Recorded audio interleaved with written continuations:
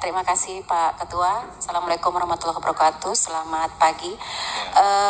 Sebelumnya saya juga turut berduka cita Bu Lisna atas meninggalnya Dek Nizam.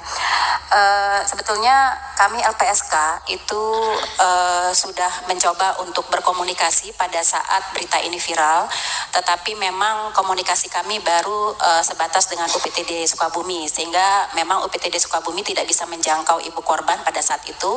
Lalu di tanggal 27 Februari kemarin, Ibu Lisna bersama kuasa hukum dan KPAI hadir ke LPSK bersama dengan anggota Komisi 13 untuk melaporkan dan mengajukan permohonan perlindungan. Pada saat itu kami memang langsung meminta keterangan dari Ibu Lisna, dan dari situ kami menindaklanjuti langsung dengan melakukan asesmen kepada Ibu Lisna, yaitu asesmen berkaitan dengan medis karena memang Ibu Lisna mengeluh ada sakit di fisik, lalu kemudian melakukan asesmen psikologis dan asesmen ancaman. Karena sejak Ibu Lisna melaporkan mantan suaminya sebagai tersangka, Ibu Lisna menerima banyak ancaman baik berupa SMS, WA dan sebagainya, yang ujungnya itu ancaman berupa untuk tidak buka suara dan tidak ikut campur. Dari situ kemudian ancamannya apa bunyinya, kalimatnya?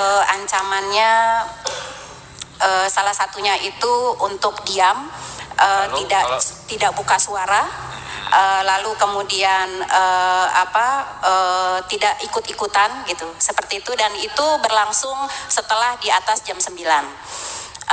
Dari sekian banyak SMS dan juga WA yang diterima sama Ibu Lisna itu, Ibu Lisna memang sedikit mengalami depresi, sehingga pada saat di LPSK itulah kemudian kami lakukan juga asesmen untuk tingkat ancamannya.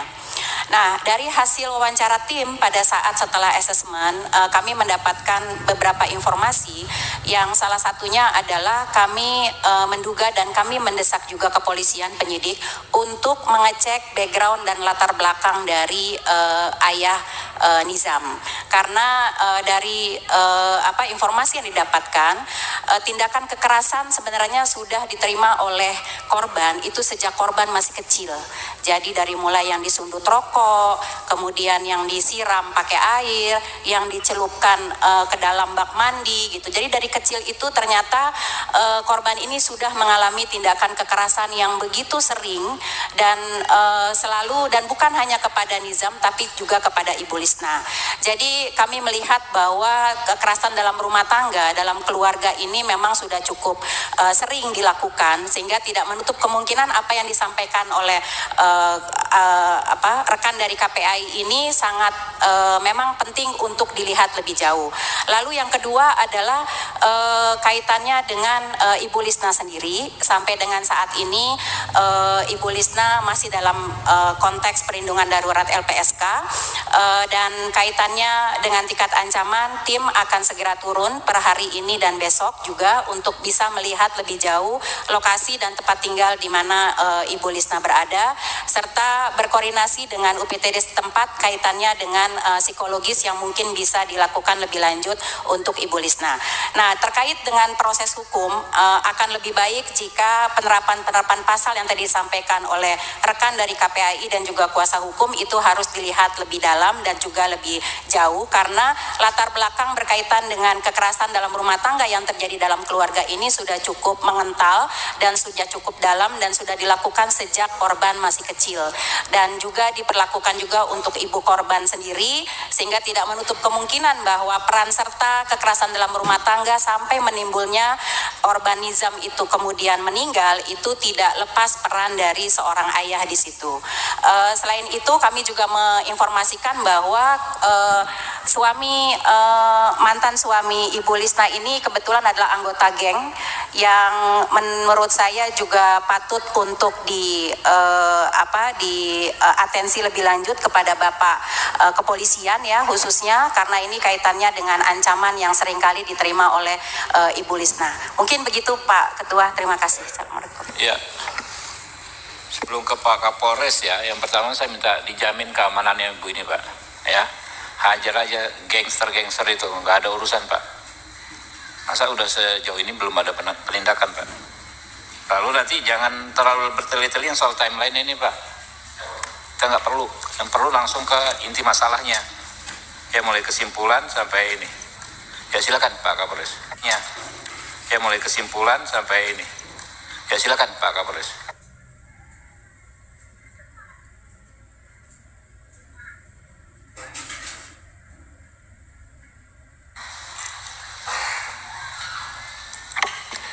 Bismillahirrahmanirrahim. Assalamualaikum warahmatullahi wabarakatuh.